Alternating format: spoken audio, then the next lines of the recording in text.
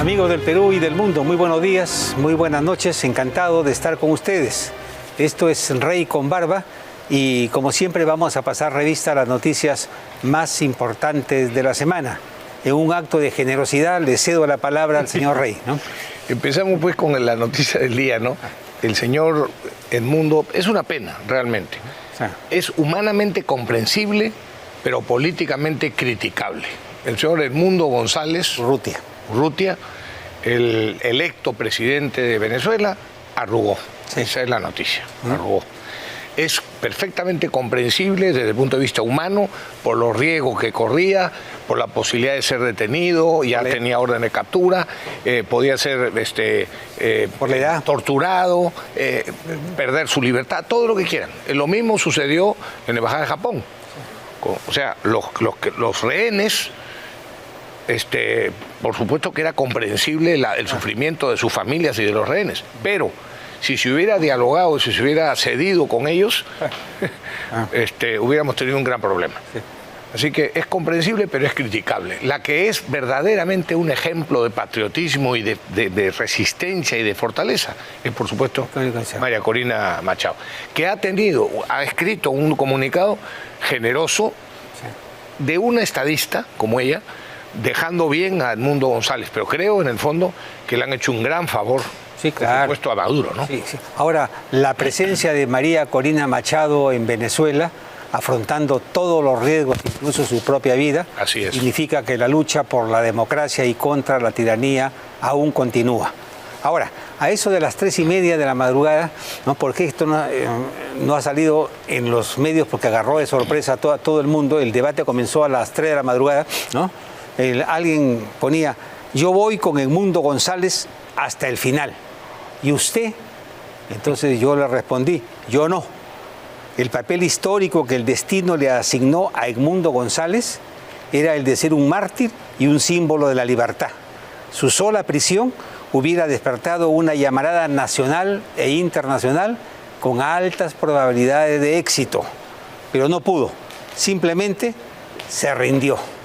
Este asilo en España, coordinado con Maduro, que por supuesto feliz le entregó el salvoconducto para que se vaya, constituye un golpe duro para la oposición democrática y una lección más que una tiranía armada no puede ser derrocada con marchas, comunicados y menos con elecciones que siempre serán truchas. Cuando a los votos se responde con balas, no queda otro camino que la desobediencia civil y la violencia legítima del pueblo. De la fuerza. Así es. La otra opción es resignarse a ser esclavos por siempre. Pero, como ha dicho Rafael Rey, la presencia de María Corina Machado y su decisión de luchar hasta la muerte es un aliento y es una esperanza no solamente para los venezolanos, sino para todos aquellos que seguimos la epopeya de la libertad en el mundo entero, ¿no? Exactamente. Exactamente. Bueno, continúe usted, doctor Barba, le devuelvo la generosidad. La generosidad. Hay algo que me ha causado gracia. Se publicó hace unos días la encuesta de poder en el Perú, hecha por Ipsos, por encargo de Semana Económica del Grupo El Comercio. Y ahí se pregunta a las mentes más lúcidas del país, porque es así, a las mentes supuestamente más lúcidas del país, ¿quiénes son los 10 peruanos más poderosos? Y esto sí me causó gracia, Rafael, ¿no? Por ejemplo, Fujimori, de 87 años, figura como que tiene mayor influencia que el ministro de Economía, José Arista. Figura que tiene más poder que Carlos Rodríguez Pastor, propietario del grupo Intercor. Más poder que el presidente del Poder Judicial. Más poder que el fiscal de la Nación, el señor Juan Carlos Villena. La pregunta es, ¿por qué no figuran en esta encuesta de poder el señor Mome, director de la República? ¿Por qué no figura el señor Gorriti? Bueno, felizmente en todo caso, pero bueno. Y debería figurar el señor Chibolín, ¿no? Que según Beto tiene una estructura de poder más poderosa que la del fiscal de la Nación, ¿no? O sea, pero si hemos de hablar en serio, lo más poderoso que hay en el Perú, en realidad, es la casta judicial. La casta judicial. Ellos son dueños de vidas, propiedades y hacen lo que se les da la gana en el país. Se ríen del Tribunal Constitucional, se ríen del Congreso y se ríen a carcajadas, por supuesto, de Dina Boluarte. Y las armas que emplean para ello se llama el famoso control difuso de la Constitución y el control convencional para los tratados internacionales firmados. Lo interpretan como se les da la gana y así vulneran la sentencia del tribunal, las leyes del Congreso y lo que decida el Poder Ejecutivo. Ese es el poder real que hay en el Perú, ¿no? Por ahí va. Y Manuel González Prada decía que las revoluciones y los golpes de Estado en el Perú hacen caer a muchísima gente, pero decía, el Poder Judicial siempre queda indemne, porque es un lodazal sin drenaje. Velasco lo intentó y no le fue nada bien, Fujimori también, ¿no? Y los jueces que sacó, comenzando por César San Martín, volvieron. Y lo condenaron. Y le cobraron, y la verdad que su venganza fue bien dura, ¿no? Así que ese es un tema muy delicado, pero que necesitamos una reforma del sistema jurídico, eso es indudable, pero todavía no logro encontrar en los especialistas el camino más adecuado. Me parece que la idea del doctor Abanto de ponerle límites al control difuso de la Constitución sería una medida importante e interesante que acabaría con muchas arbitrariedades. Pero en fin, ese es un camino que podría seguirse en los próximos meses, ¿no? Evidentemente que la solución de todo eso es en el fondo moral.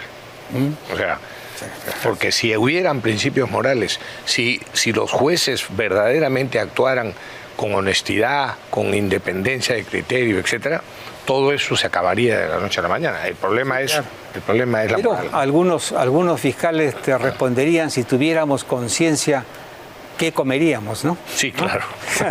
Y un filósofo te respondería, primero, somos instinto y voluntad de vida, luego conciencia. Conciencia. Por ahí va. Sí. Bueno, y otro tema interesante es la propuesta que ha habido en el Congreso de la República para eliminar la pensión vitalicia para expresidentes. Claro, esta es una propuesta popular que si se somete a un referéndum ganaría el 90%, me imagino, ¿no? Pero para que se den una idea, en Argentina un expresidente cobra lo mismo que un juez supremo. En Bolivia es un pago mensual equivalente a 10 salarios mínimos de por vida. En Ecuador, Rafael Correa perdió su pensión vitalicia porque fue sentenciado por corrupción. En Chile son $8.700 que se meten al bolsillo los expresidentes. En Colombia, $5.500. En Estados Unidos hay 5 presidentes que aún quedan vivos y ellos más o menos es $24.000 mensuales que reciben, al margen de otros gastos administrativos, ¿no? En España es $6.500 por mes. En el Reino Unido, $11.500. En Alemania, la paga va en aumento según el tiempo que haya estado en la presidencia o como primer ministro, que es el caso de Angela Merkel, que estuvo 14 o 16 años. Entonces ella se lleva $16.000. Más gasto de oficina y personal administrativo. El más pobre es Pepe Mujica en Uruguay, que son $1.800. Ahora, ¿por qué existe este tipo de pago? Este es el argumento. Es básicamente para prevenir que el presidente se una a empresas o grupos de interés particulares mientras esté en el poder. Un presidente que luego de su mandato tenga que vender sus servicios en el mercado laboral, lo llevará desde el poder a tomar contactos previos con grupos de poder, ¿a cambio de qué? A cambio de beneficios futuros. Por esto se les paga una pensión vitalicia, que evidentemente... ¿Ese es tu argumento? No. Estoy leyendo los argumentos centrales que han movido a los pensadores internacionales para esto que es normal en todos los países del mundo. No estoy de acuerdo con eso, porque un presidente también honrado no hace de ninguna manera, no toma contacto para asegurar su futuro, y mucho menos hace, ¿cómo se llama?, tráfico de influencias en su cargo, ¿no? Pero claro. comprendo, sí. Se entiende, porque ahora, el argumento parte de una visión pesimista de la naturaleza humana. Exactamente. ¿No? Así es, ¿no? Exactamente. Entonces, bueno, han planteado una precaución, eliminarla. Sí. Es una precaución que han querido tomarse para que los presidentes eviten tentaciones. Nada más. Ahora, lo que pasa es que, claro, es impopular ver la lista de los presidentes que ha habido, ¿no es cierto? Por supuesto. Varios de los cuales están, por supuesto, o investigados o con posibilidades. Es decir, no me estoy refiriendo a los acusados injustamente o incluso a los sentenciados injustamente, ¿no?, que ya pagaron en todo caso su culpa. Pero bueno, es muy debatible el asunto. Luego, el otro tema que ha conmocionado y ha asustado a muchísimos peruanos es el examen del Serum. Médicos. Más del 60% de médicos graduados desaprobaron el examen para comienzan atendiendo en las postas públicas, ¿no? Y más del 80 hasta el 85% en regiones como Madre de Dios, Tumbes y Loreto. El decano del Colegio Médico del Perú manifestó que estos resultados reflejan un problema gravísimo en la calidad de la educación universitaria, especialmente en la formación de médicos. Nos encontramos, dice, frente a una generación de médicos que no están bien capacitados y que están saliendo de las universidades con una formación deficiente. Yo tengo varios amigos que tienen cargo de poder en algunos hospitales públicos y ellos me dicen que cuando llegan médicos jóvenes, que se incorporan médicos jóvenes al hospital, es doble carga para ellos, porque no están bien preparados, cometen muchos errores y pueden poner en riesgo la vida de los pacientes. Así que ellos tienen que estar vigilándolos continuamente para que vayan aprendiendo. Pero esto me recuerda el otro consejo que alguna vez lo conversamos, Rafael, que nos decía un médico amigo: si algo le sucede en alguna provincia del Perú, sí pueden haber por ahí algunos buenos médicos, pero hay que tomar la precaución de tratar de llegar a Lima, porque en materia de medicina, Lima es el Perú y el Perú es Lima, lamentablemente. Pero esta es una voz de alerta que debería llevarnos a tratar de mejorar la salud, porque sin salud no hay nada, y esa es una garantía que el Estado le debe a los peruanos, sobre todo a los más pobres que no tienen acceso a las clínicas, ¿no? En Piura felizmente ha mejorado la calidad de algunos médicos y también de algunos centros de salud, pero yo viví varios años en Piura y un amigo nuestro conocido en Piura acostumbraba a decir que el mejor médico de Piura era Fawcett. Sí, ya sé quién es. La línea aérea. Bueno, este es otro. Dale, sí. El fiscal de la Nación. El fiscal de la Nación pide convocar de urgencia al Consejo Nacional de Seguridad Ciudadana ante la ola de delincuentes que invade a nuestro país. Me parece una sugerencia muy interesante, pero hay que recordarle al fiscal de la Nación la denuncia que ha hecho el ministro del Interior y que no ha sido respondida. Es que en los últimos 6 meses, más de 8.000 delincuentes detenidos en flagrancia fueron puestos en libertad por la Fiscalía. Lo que significa que el Ministerio Público tiene que reconocer sus errores, tiene que reconocer sus falencias, tiene que reconocer que se necesita una profunda reorganización y deberían hacer de ellos mismos, ¿no? Porque si no lo hacen, lamentablemente van a haber otros medios y otras formas de llegar a ello. Pero sería importante que la primera conclusión de este Consejo Nacional de Seguridad Ciudadana para luchar contra la corrupción comience con una reestructuración del Ministerio Público, ¿no?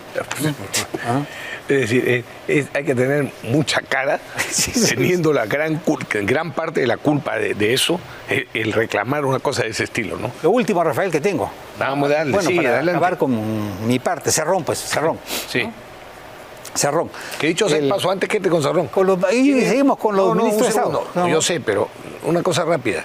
Tiene el cuajo los de Perú Libre de haber puesto en el Congreso un cuadro de Cerrón, a ver si la producción lo puede poner, con una frase como líder del partido, ¿no? Con una gran... Míralo, ahí está, mira la figura. Sí. Pongan la pantalla completa, si se puede. Bueno, ahí se puede, es lo máximo, parece. Pero fíjense, con una frase de lo que es el partido Perú Libre, lo que pretende. Bueno, a un prófugo de la justicia, a un sinvergüenza, condenado. Claro, esa es la vitrina que le corresponde a Perú. Pero no hay derecho, Libre, ¿no? Es una burla. En teoría podrían poner cualquier cosa y tendrían que responder ante la Comisión de Ética por ello, ¿no? Así es. Pero podrían poner cualquier cosa. Antes, por ejemplo, Ricardo Lex ponía sí, pero ningún caso a Stalin, que yo recuerde, a Mao, caso, ¿no? Sí, Pepe, pero ningún caso a alguien condenado por la justicia peruana. Y encima prófugo. Claro. Y lucían a los mayores criminales de la historia, Pol Pot, Kim Il-sung, ¿no? Ahí estaban, ¿no? Así, ¿no? Sí, bueno, pero ¿qué decía? Sí, adelante con Cerrón. El tuit del señor Cerrón? La salida del facho, mejor dicho, del fascista, canciller Javier González Olachea, es el único cambio significativo del gabinete. Es curioso que un comunista que no es otra cosa más que un fascista acuse a sus adversarios de fascista. Entre un comunista y un fascista, o entre el fascismo y el comunismo, no hay diferencias. Revel escribió alguna vez en La Tentación Totalitaria, Revel es un Jean-François politólogo, François Revel, y un autor de libros extraordinarios realmente. Él decía, ambos están unidos primero por su odio a la democracia, segundo, por la instauración siempre de un Estado totalitario, tercero, por la sacralización de un jefe único, cuarto, por la represión policial y cultural y, cómo no, por la lógica del exterminio contra todos sus enemigos de clase. A mí nada me parece más grotesco que el sacrificio de la conciencia en aras de un interés político. El señor Cerrón sabe que es un comunista y un comunista es un fascista, pero la mejor manera que tiene un comunista fascista de evitar que le digan fascista es llamando a otro fascista, ¿no? Eso es, ¿no? Vieja táctica comunista. Sí, claro. Bueno, y aprovecho para mencionar los 4 cambios en el gabinete, que ya no voy a mencionar todos, pero sí diré que en relaciones muestra estos 4 cambios, además inopinados y imprevistos, por lo menos para la generalidad, confirman la mediocridad del gobierno, ¿no? En relaciones exteriores han sacado a un honrado, inteligente y seguro canciller como Javier González Olachea, que lo estaba haciendo muy bien, y entra un timorato diplomático que ya hizo gala de inseguridad con sus lamentables primeras declaraciones sobre Venezuela. Claro, ayer ha habido un comunicado en el que rechazan lo de la embajada de Argentina, lo de Brasil con la embajada argentina, y nuevamente reclaman al gobierno de Maduro. Pero bueno, en todo caso, el nuevo ministro de Relaciones Exteriores en sus primeras declaraciones podría haberse quedado callado y podría haber dicho, por ejemplo, bueno, acabo de asumir el cargo, permítanme hablar con la señora Presidente y después declararé sobre el asunto. No, se le ocurrió decir la bobería que dijo, que los venezolanos tenían que resolver ellos sus problemas, digamos que solos, sin meterse en nada. En vivienda sale un ministro honrado, por supuesto, y eficiente, como Jania Pérez de Cuellar, y entra un tal Durich Wittenbury, conocido, dicho sea de paso, por haber sido Pepe, secretario general del Ministerio de Vivienda durante el desastroso gobierno de Pedro Castillo, y nada menos que cuando era ministro, el señor Geiner Alvarado, hoy preso por corrupción. Y en Comercio Exterior sale una ministra preparada, que solo ha estado 4 meses, y entra una señora que solo ha vivido del Estado y que ha dejado un rastro de ineficacia e irregularidades por las que ha sido denunciada penalmente. La nueva ministra ha sido, por ejemplo, secretaria general del Ministerio de Educación con Jaime Saavedra y sus millonarias consultorías caviares. Durante el gobierno de Vizcarra fue secretaria general de la PCM con Salvador del Solar y con Vicente Ceballos, ambos de triste recordación. También con Vizcarra y el inepto ministro de Salud, Víctor Zamora, fue nada menos, Pepe, que secretaria técnica de la Comisión para combatir el coronavirus. Ya conocemos los resultados de esa barbaridad. Y también con Vizcarra fue viceministro de Justicia, y con Sagasti, viceministro de Pesca. Y con Dina Boluarte, miembro del directorio de Corpac, justamente en la época del apagón último, ¿no? Y hasta hace unos pocos días, secretaria general del Ministerio de Producción, tan comprometido con la flota pesquera china. Ese es el nivel actual del Consejo de Ministros de Dina Boluarte. Claro. Se supone que los ministros son fusibles y cuando son cambiados son para fortalecer al gobierno. Pero en este caso es increíble, ¿no? Bueno. Es dispararse a los pies, claro. Me ahorro comentarios. Corte penal, Pepe. A ver, la Corte Penal. Ese es un tema bien interesante, la Corte Penal Internacional. Se enteró hace unos días que Putin iba en visita oficial a Mongolia. Y como Mongolia es parte de la Unión Europea y firmante de la Corte Penal Internacional, entonces se dirigieron al presidente de Mongolia de esta manera. Pedimos a las autoridades de Mongolia que ejecuten la orden de detención internacional obligatoria y entreguen al presidente de la Federación Rusa, Vladimir Putin, a la Corte Penal Internacional de La Haya, ¿no? Esto es básicamente una locura. Si Mongolia le hubiese hecho caso a la Corte Penal Internacional o a la Unión Europea, evidentemente ya no existiría como país, ¿no? Y estaríamos al borde de una guerra mundial nuclear, ¿no? Absurdo, ¿no?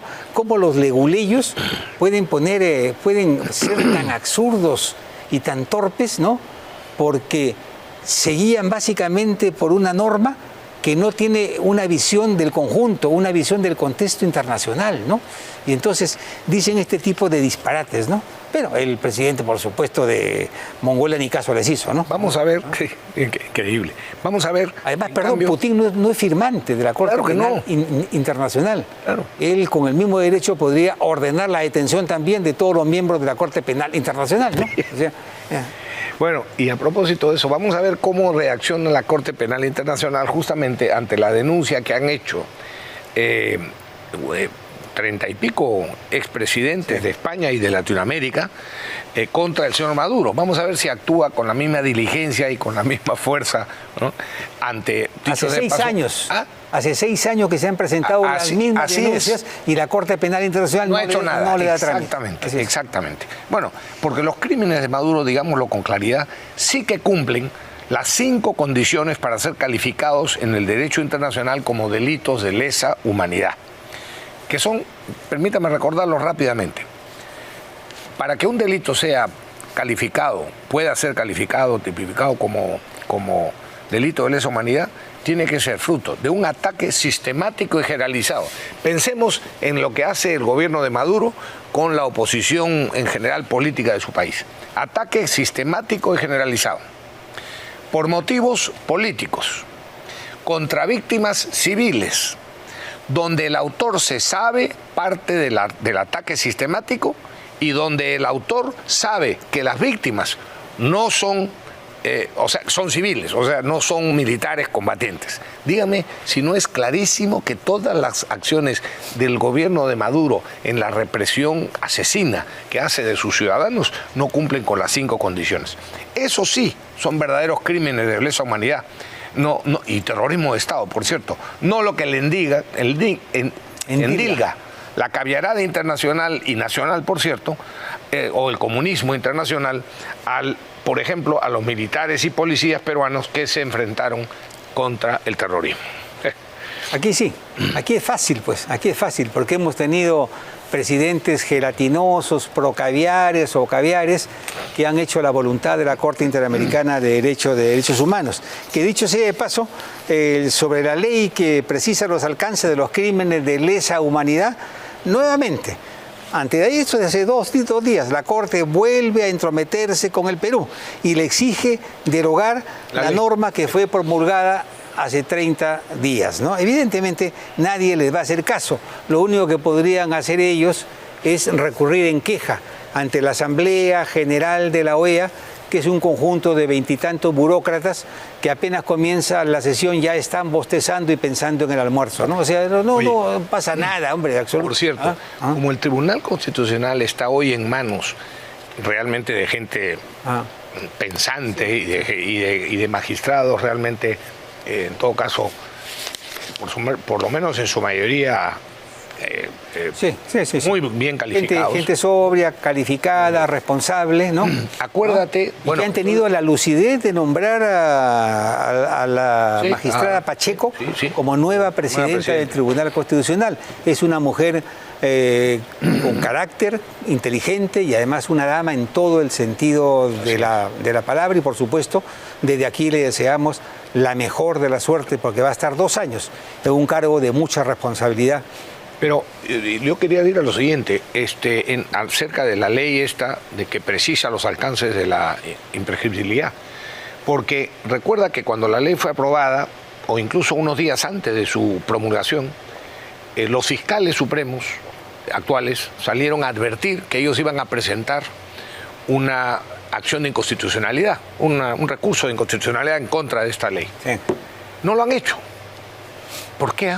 Yo sí tengo la respuesta clara, porque saben que con el actual tribunal y con este tipo de magistrados independientes y con criterio van a perder, porque les van a decir, no solo es constitucional, sino que además lo decía expresamente como condición el Perú al momento de adherirse a la convención.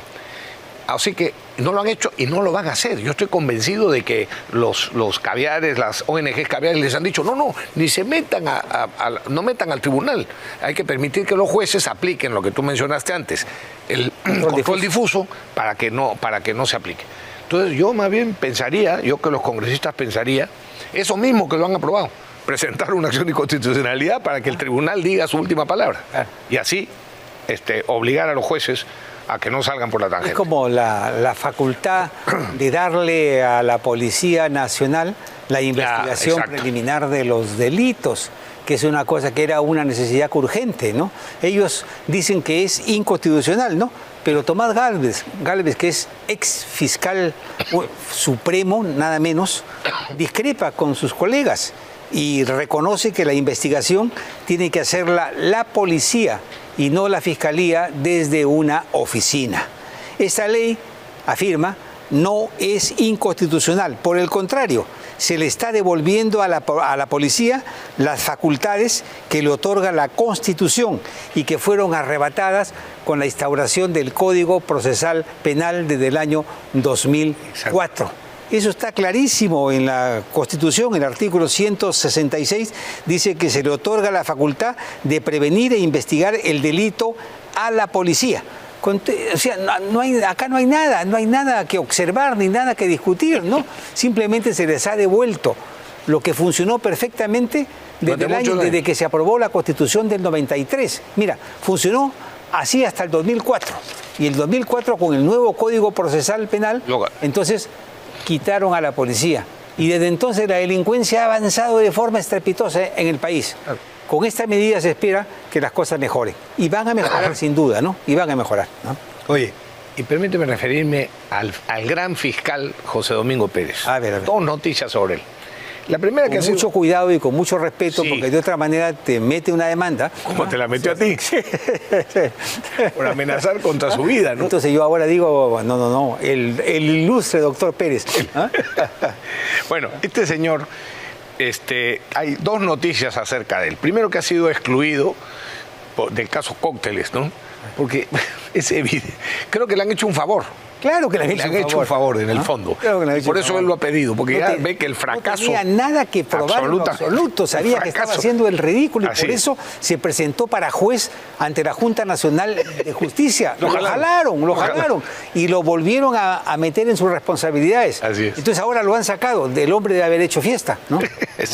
Sí. Y la segunda es que nada menos que ha presentado un recurso ante la sala que preside nada menos que César San Martín, ¿no? Muy cercano a él ideológicamente, para que no lo investiguen por enriquecimiento ilícito. O sea, Pepe, a mí me acusan de enriquecimiento ilícito o sospecha alguien públicamente de que me he enriquecido ilícitamente y soy yo el primero el que exige que me investiguen hasta el fondo para demostrar la falsedad de eso. No, este señor acude con un recurso para que no lo investiguen, para que se paralice la investigación. El rey de la transparencia, ¿no? Recusa a la transparencia. Sí. Se ha pasado años hablando de transparencia. Sí. Y cuando por transparencia lo investigan por enriquecimiento ilícito, que es un cargo muy serio, entonces el señor dice, no, un momentito, no, conmigo no es. Apela al juez César Martín para que no lo investiguen. No, pues si un hombre es correcto, si un hombre es decente, como dice Rafael Rey, no le teme pues a una investigación por enriquecimiento ilícito, ¿no? Fácil, ¿no? Pero, sí. También ha quedado fuera de la investigación que se le sigue a Keiko Fujimori por el presunto delito de lavado de activos. El retiro de Pérez se realiza por supuesta obstrucción a la justicia en el caso de Fujimori y otros. Con ello se reconoce que hubo vulneraciones de las reglas del debido proceso, tal como lo señaló el Tribunal Constitucional. Así que se libró el señor Pérez. Le han hecho un favor en realidad, ¿no? Oye, y otra cosa, también sobre el Poder Judicial. Rechazaron el recurso, la semana pasada fue la noticia, pero no hubo tiempo de comentarlo. Rechazaron el recurso que presentó Vizcarra, justamente también para que no lo siguieran investigando, ¿no? Y queda, por cierto, definitivamente inhabilitado por 10 años, por tanto no puede ser candidato. Ya está definido eso en las próximas elecciones. Por ahora. Y seguirá, por ahora, claro. No hay que subestimar el poder del lagarto. Efectivamente, el poder del lagarto no se puede desestimar. Por ahora, yo creo que ya no, porque esto es Corte Superior. O sea, en fin. Y seguirá, pero también confirman que seguirá investigado. ¿Puede ir hasta la Corte Interamericana de Derechos Humanos? Sí, seguramente. Olvídate. Sí. Nunca subestimes el poder de este hombre. El que no entiende es Castillo. El Pedro Castillo, por enésima vez, le archivan el proceso. Quiere que le archiven el proceso que se le sigue por el golpe de Estado. Esta vez presentó un recurso ante la Sala Penal Suprema en el que aduce que se vulneraron sus derechos, porque en el momento que lo capturaron en la avenida Wilson, ¿no? Entonces no le leyeron sus derechos. Entonces es nulo y exige que lo repongan como presidente de la República.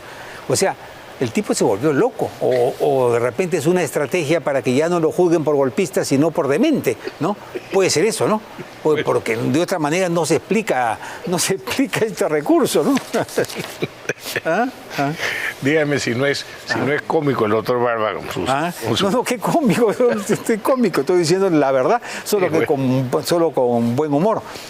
Y el tema de los delitos, de los delincuentes menores de edad, miren ustedes lo serio que se lo toman los británicos o los estadounidenses.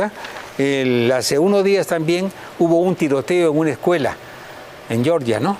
Y un niño de 14 años, un adolescente de 14 años, mató a 2 profesores y a 2 estudiantes, más otros heridos más. Toda una tragedia, ¿no?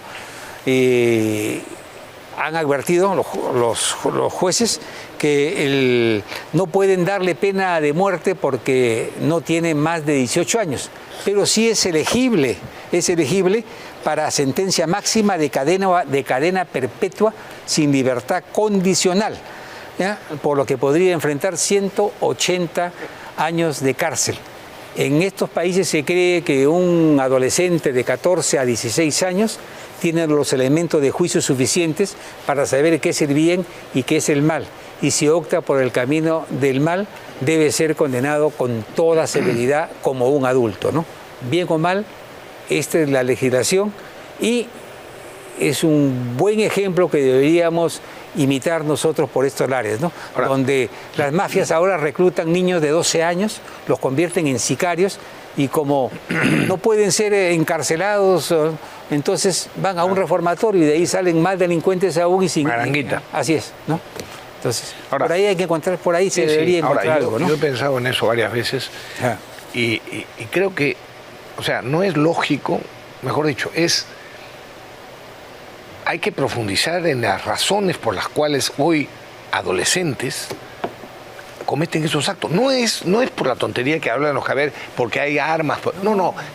Pero en Estados Unidos no les pagan. Estos casos que suceden, como sucedió hace poco en una escuela, etcétera, son casos de traumas que traen como consecuencia, será, pues no sé, de los juegos electrónicos, de los juegos estos en los que matan a todo el mundo, o sea, ahí hay un problema de carácter psicológico que está afectando a parte de la juventud. Evidentemente, eso no son casos normales, ¿no?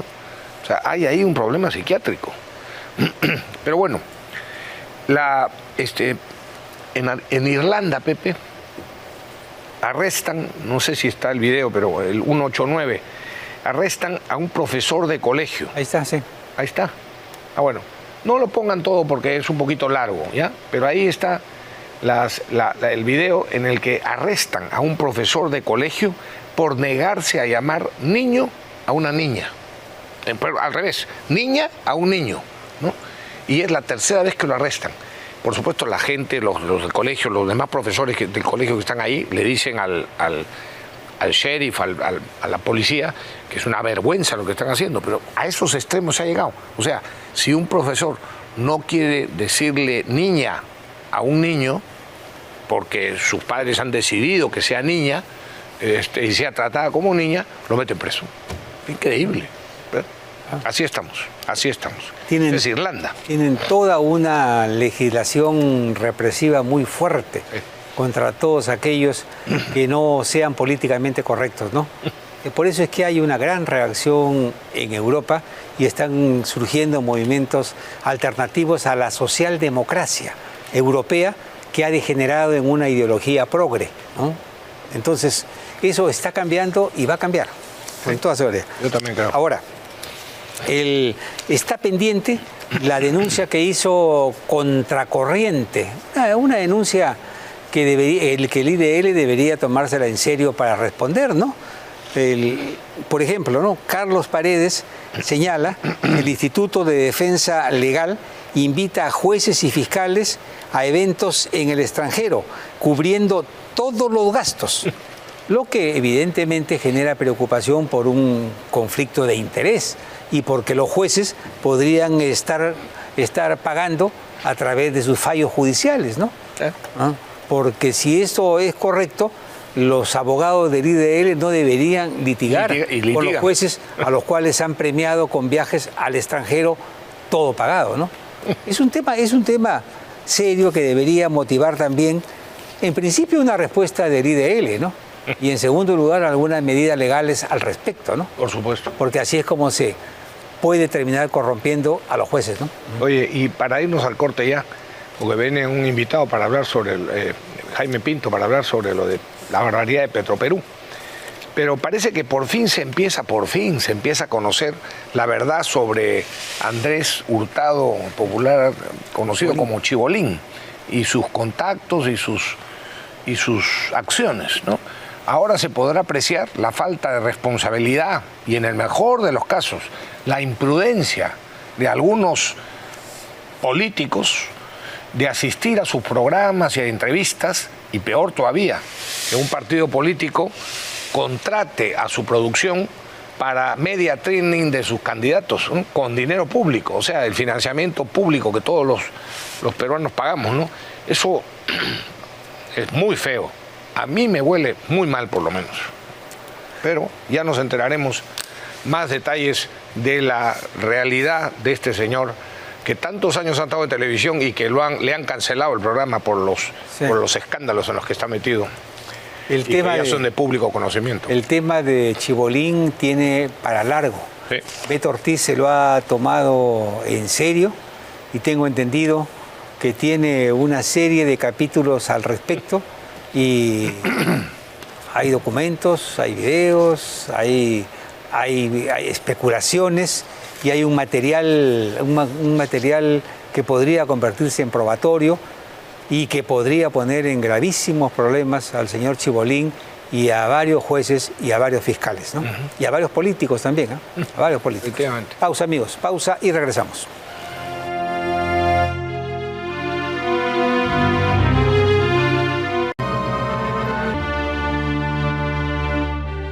Con Jaime Pinto para hablar del tema de Petroperú. Bueno, hoy ha sido primera plana del comercio y todos los peruanos estamos financiando este barril sin fondo, ¿no? Durante años. Así es, hace muchos años. Estamos preocupados, el asunto es cómo dejamos de preocuparnos, ¿sabes? Bueno, primero, ¿cómo hay que operar al paciente? Hay que operar al paciente. Hasta de maquillajes, o de ponerle más plata y comprar más oxígeno. Hay que tomar medidas. Correcto. Mira, esta historia en realidad comienza, yo te diría, con el gobierno de Humala, en el 2013. Con los bonos. No, los bonos vienen después. ¿Viene por qué? Porque el Congreso de entonces, muy politizado y con cierta tendencia izquierda, saca una ley que es promulgada por el Congreso. Lo saca de FONAFE. Lo sacan de FONAFE antes, en la época de Toledo, hacia finales del gobierno de Toledo. Pero esta ley del Congreso que es promulgada por el Ejecutivo encarga no le llaman construcción, sino el tema por la desulfurización. Todo esto comienza cuando por legislación ambiental tienes que quitarle el azufre que produce combustible y daña el medio ambiente. Repsol lo hace con en 3-4 años en 750 millones de dólares, Repsol.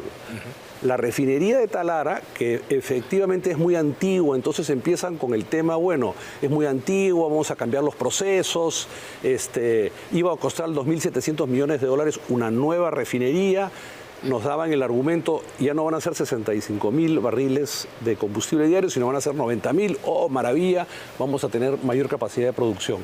Y poco a poco, bueno, entonces el gobierno de Humala, después viene el gobierno de Kuczynski, bajo la presidencia de un señor García Rosell, hace una primera emisión de bonos, no locales, sino en el mercado de Nueva York. Si quieres, después hablamos un poco de ese tema.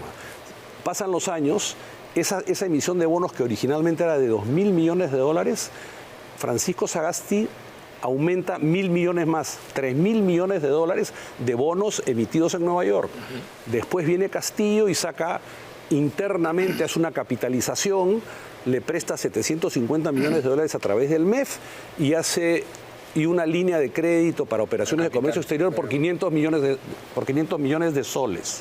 Y este gobierno le ha dado, el gobierno del presidente Boluarte le ha dado 800 millones de dólares, más ha ampliado esa línea de 500 a 1.000 millones de soles. Todo eso, como lo resume muy bien el comercio en su titular hoy día, son 20.000 millones de soles en los últimos 13 años. Sin contar los bonos. Cuando comencé la explicación dije que los bonos, en la ley de Humala, se le había dado la garantía a los bonos que emita para la construcción de la refinería de Talara. Entonces, de los 3.115 millones de dólares en bonos internacionales, 1.000 ya tienen la garantía de la República. Y los otros van a decir, en el fondo van a tratarlos como si tuvieran la garantía. Pero por supuesto, son cuasi soberanos. Claro. O sea, yo discutía con un amigo, me decía, no, formalmente solamente 1.000. Pero yo digo, si el Perú va a Indecopi o va a declarar la quiebra a través de Indecopi en un procedimiento concursal, los acreedores no van a venir a hacer cola para registrarse en Indecopi. Los acreedores van a iniciar un juicio en Nueva York. Contra Perú, Petroperú y contra la República del Perú. Entonces la República va a decir, no, estos bonos no tienen. Entonces van a ir los abogados de los bonistas o del juez y el juez va a preguntar, bueno, ¿y quién es el dueño de esta empresa? 50% del Ministerio de Economía y Finanzas y 50% del Ministerio de Energía y Minas. Y eso no es el Estado peruano, le va a decir al juez. No tiene ningún sentido. Entonces, ese es digamos, el riesgo. Esos 3.115 millones de dólares. ¿Tú sabes cuánto pagan anualmente Petroperú? Intereses. 160 millones de dólares. No hemos amortizado $1 del principal. Pagamos porque las tasas de interés a las que se colocaron esos bonos, bueno, fueron 5%, 4,75%. Entonces, los bonistas felices. Pero esos bonos no van a venir al Perú. Esos bonos, los acreedores de esos bonos consideran que tienen la garantía implícita de la República del Perú. ¿Te das cuenta? Entonces, Yo creo que ese es el... Hoy día escuché unas declaraciones del premier Adrián Sen, que finalmente dijo, no, este es un tema muy delicado porque hay bonos soberanos. No son bonos soberanos. Por lo menos se está entendiendo que acá hay un tema que puede afectar la calificación de riesgo del Perú. Que es el mayor... Porque el día que hagan un juicio contra el Perú por estos bonos, las clasificadoras de riesgo hoy van a decir, pero el Perú no era un país súper próspero que cumplía con sus compromisos y eso eventualmente nos puede afectar la calificación de riesgo. Que tiene para los ciudadanos un montón de consecuencias. La gente no lo percibe, pero... Un montón de consecuencias positivas hoy día, que somos grado de inversión. Por supuesto, que se nos quiten grado de inversión es consecuencias negativas. Por supuesto, muy negativas. Claro. En el ama de casa, en el aceite que consumimos, que importa en la harina, muchas cosas importadas y además en las inversiones que vienen al Perú, desde luego. Van a ser más caras. Van a ser más caras, sí, así es. ¿Qué propondrías tú? Si tú tuvieras que decidir, ¿qué harías? Mira, lo que pasa es que quieren introducir criterios del sector privado. ¿Qué cosas debería ir en el sector privado? Yo creo que la República debería de asumir, obviamente con una ley del Congreso, los 2.000 millones de dólares que faltan asumir de Petroperú. De tal manera que la deuda ya no sea de Petroperú, quitarle a Petroperú esa deuda y que esa deuda ya sea una deuda soberana, que es la realidad. Hay que sincerar esas cuentas. Hacer eso para. Claro, ese es para. En realidad yo no estoy muy seguro que convenga contratar una PMO. Voy a decir por qué. Tú vas a traer esa PMO y le vas a pagar, ya no va a ser plata para Petroperú, sino plata para esta especie de consultoría, y al final de un año te van a decir, mira, tiene una deuda financiera enorme esta empresa, 4 deudas. Los bonistas, 3.115 millones de dólares, le debe $1.000 millones de dólares le debe al Ministerio de Economía y Finanzas, debe casi $1.000 millones de dólares a CETSA, que es la agencia oficial española que financió los fierros para la construcción de la refinería, y debe $1.000 millones de dólares a los bancos comerciales en operaciones de corto plazo, súper rentables. O sea, los bancos comerciales han ganado bastante dinero en estos últimos 8 años. Esas son las 4 deudas que te voy a decir. Ese es el problema de Petroperú. No, esas son la deuda financiera. Obviamente, como es una empresa muy grande, tiene deudas vinculadas a sus operaciones. Pero el problema son estas 4 deudas. Si la República asume esta deuda, el Ministerio de Economía y Finanzas, tú sabes que el Ministerio de Economía y Finanzas, en la ley de endeudamiento, el ministro Aristas ha dicho con buen criterio, las próximas leyes del próximo año no le van a dar plata, que es correcto. ¿Qué han hecho? La ley de endeudamiento del próximo año tiene una prórroga.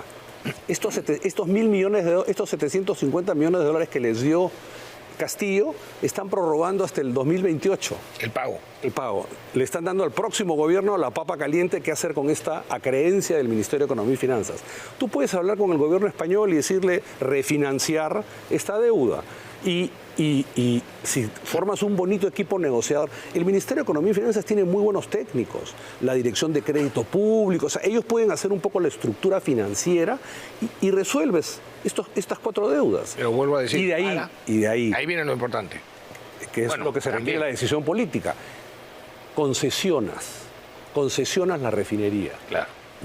Nuevecita, 95.000 barriles de petróleo diario, de combustible diario.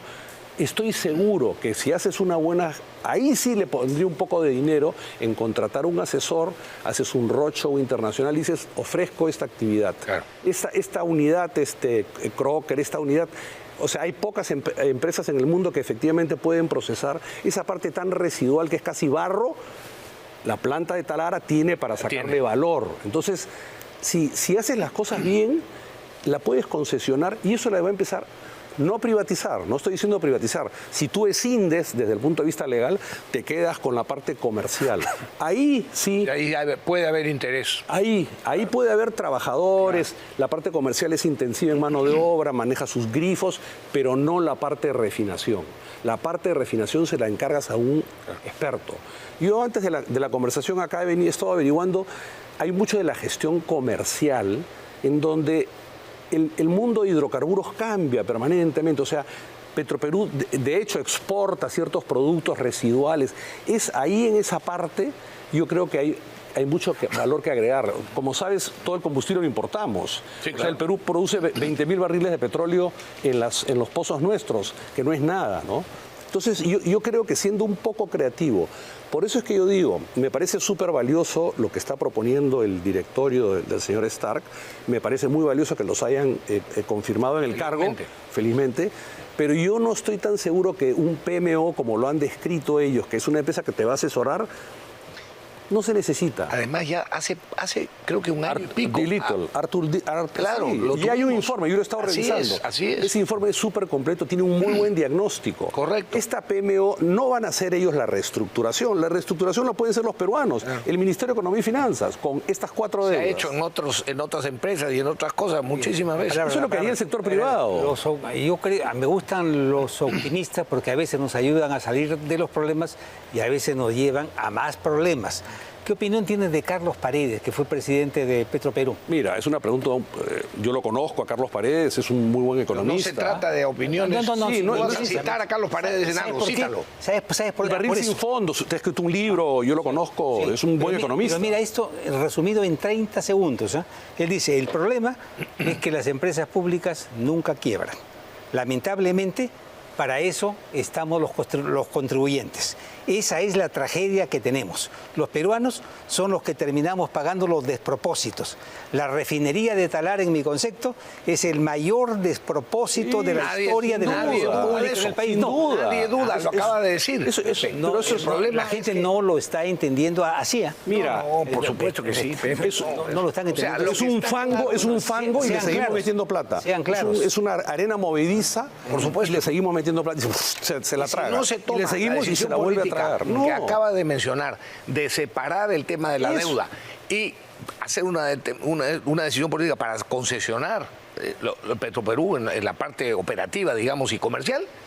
Si no hacen esa decisión política, va a seguir siendo. Por supuesto. Nadie pretende que lo sea. La empresa tiene una deuda 5 veces su patrimonio. Claro. 5 veces su patrimonio.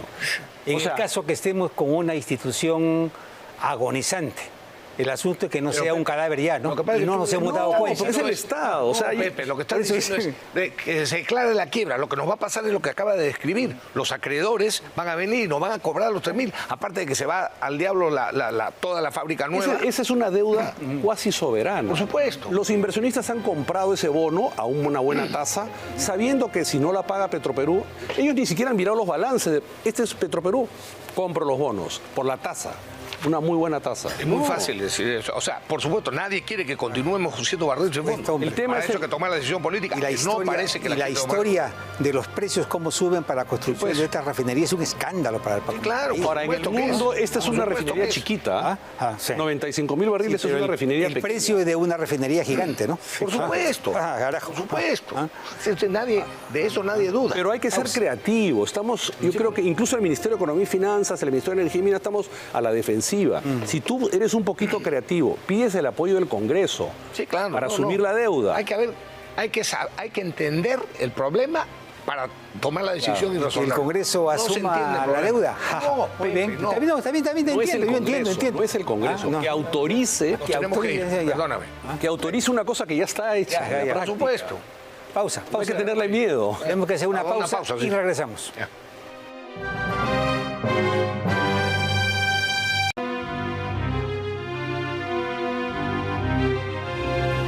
Gracias, Jaime. Ojalá que los que pueden comprender las cosas en el gobierno hagan caso y pensando en el futuro. Mucho gusto, gracias por la invitación. Juan, conversaremos más adelante otra vez. Yo quiero mostrarles la carátula de este pequeño libro, pero la verdad que es una experiencia de vida extraordinaria. Morgan Villanueva, un peruano que se fue a vivir cuando estaba empezando a estudiar ingeniería a Miami, porque aquí era pura huelga en los años 80, y ha llegado a ser uno de los principales estructuralistas en el estado de la Florida y otros estados. La verdad es un relato de vida, he tenido la oportunidad de conocerlo a él personalmente hace unos días, y lo pueden encontrar en la librería Crisol. Es un verdadero testimonio de vida. ¿Tú tienes otro libro, Pepe? Sí, este es el libro de María Isabel León. Una estupenda compilación de todos sus artículos. Ella es, como usted, es educadora, empresaria, ha sido presidenta de Confiec y realmente es un libro que lo recomiendo. Lo voy a leer, me he comprometido con ella. ¿Ah? Más, perdón, me olvidé decir el nombre, Más que un sueño, de barredor a ingeniero, el arte de aprovechar las oportunidades. Bueno, y ahí está, la carátula. La carátula del Expreso. La carátula del Expreso. Ahí está, hace agua. El presupuesto hace agua. Siempre hace agua. A ver, razón, no hay razón. No hay razón. Listo. Amigos, tenemos que concluir. Ha sido un gusto estar con ustedes. Nos vemos el próximo domingo en vivo y en directo como siempre. Ya saben, pásenla bien, que Lima es una de las ciudades más peligrosas del mundo. Y nuestro país también. Pásenla bien porque Lima es peligrosa. Cuídense.